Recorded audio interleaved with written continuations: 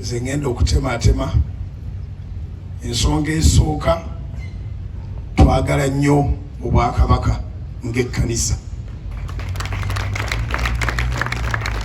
tubwagalira ddala era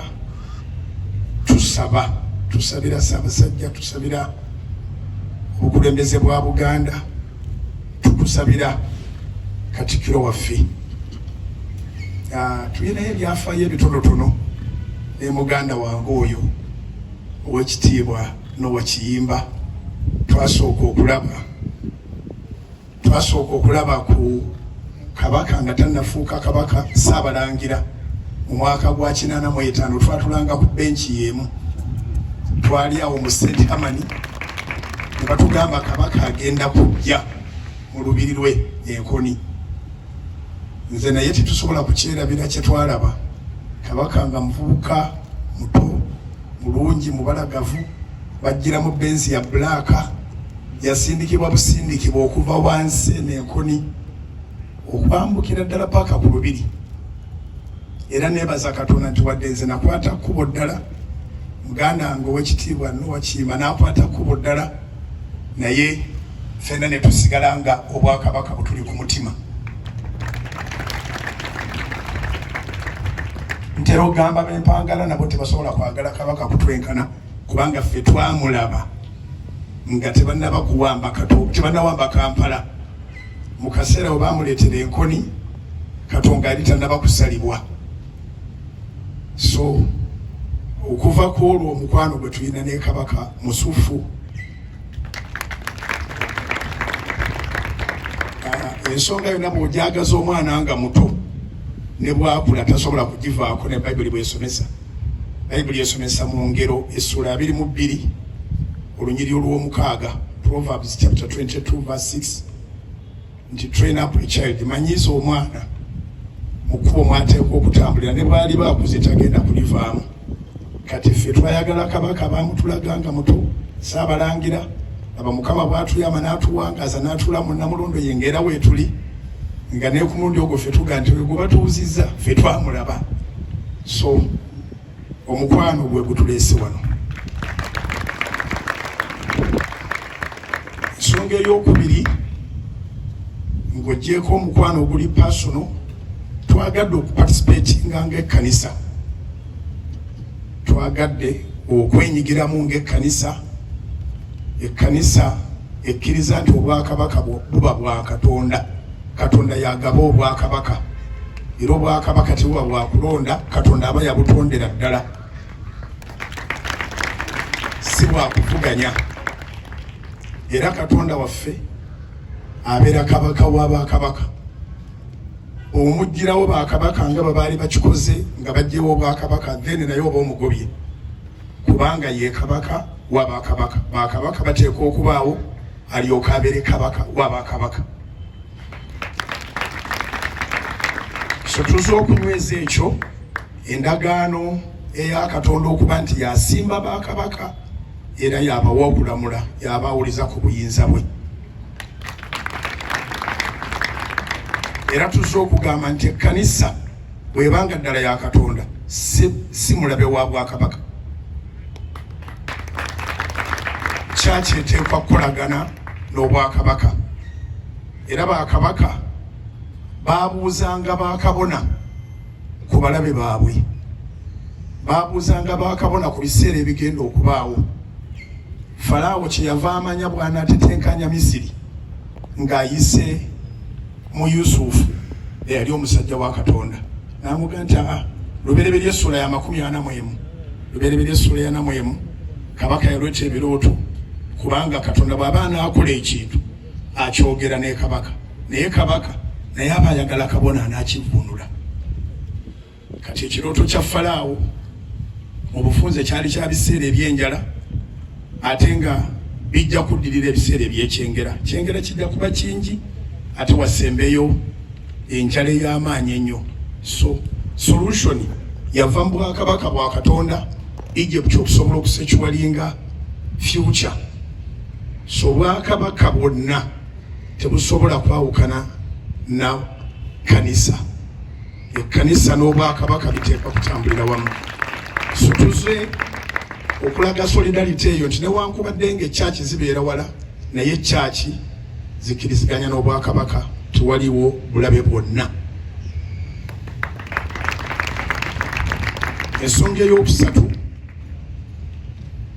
tuzze ku lw'emisinde egy'amazaalibwa ga Ssaabasajja ag'omulundi emisinde gya mulundi gwa 12 naye amazaalibwa gwa mulundi gwa 7. Katonda atukoze bulungi okutuweera Kabaka waffe emyaka 7 era wali 7 mu Bayibuli waliwo n'ekinaana n'okweyongerayo. Zabbuli ya 9 olunyiri olw'10. Zabbuli ey'ekyenda olunyiri olw'10 Bayibuli egaa nti emyaka gyaffe giri 7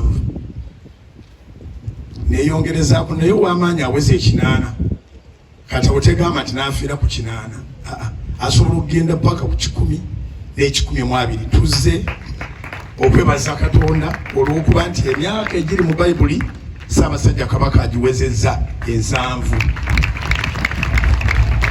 To begin with nga emyaka gyammwe giri 7 Psalms 90 verse 10.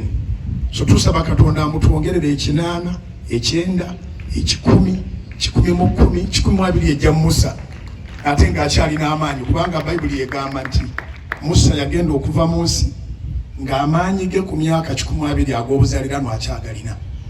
Katonda yakuumye Kabaka era tasanga buzibu kuddamu kumukuuma naddala nga tumusaba.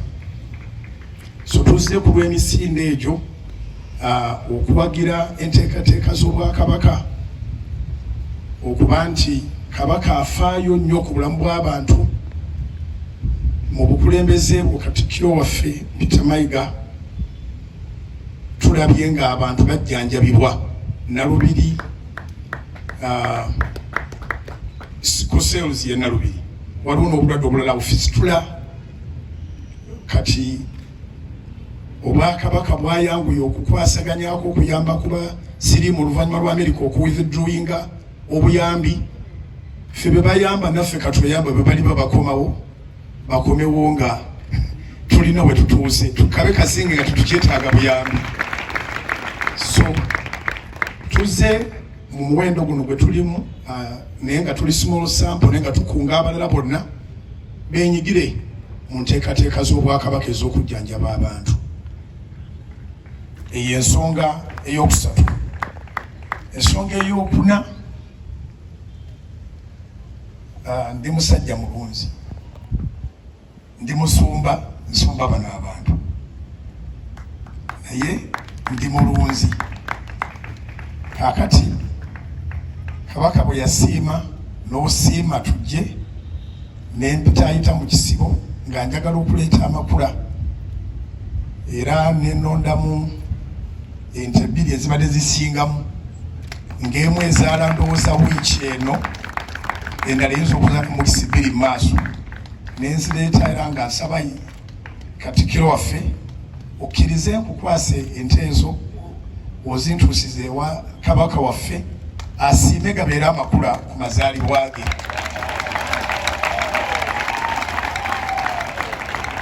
Simanyi bazitaddewa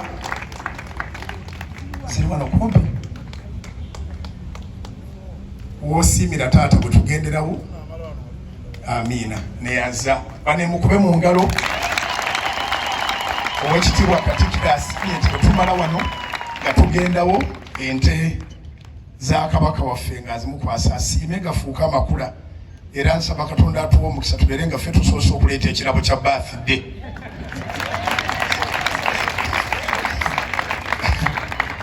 Ente zino emu ndowooza ezaala eyinza okuzaala mu nnaku 2-3 kubanga ensi mwe tulaga ekulukuta amata n'omubisi gw'enjuki. Kati sirina njuki ze nnunda naye nnunda ente kati kyenvudde ndeeta nga zisuliridde kuzaala ziri 2 naye mu zo ziri 4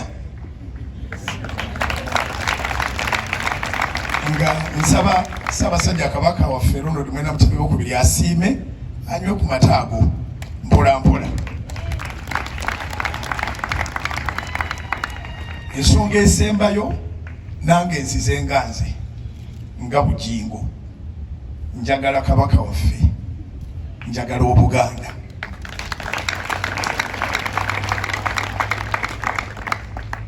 n'ebigambo ebyo twawaddeyo dda akasente kaffe ke twekozeemu mpolampola nga tusaba tufune bukiiti bwaffe kwolwo tusobole naffe okudduka nga tudduka ku lw'obulamu bw'abanaffe abanyigirizibwa akawuka akaleeta mukenenya ate nga tudduka nekulwa fitness yaffe.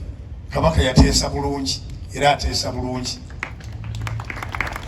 So ebigambo ebyo sigenda bisusaako okujjako okusaba essaala Katonda yayamba kabaka waffe yonna gye yayita ayongere omuyamba ayongere omukuuma amukuumire ddala buli lwe yeebaka Katonda aweereze eggye ly'abamalayika likole ku ekyo abasawo gye batasobola kukolako.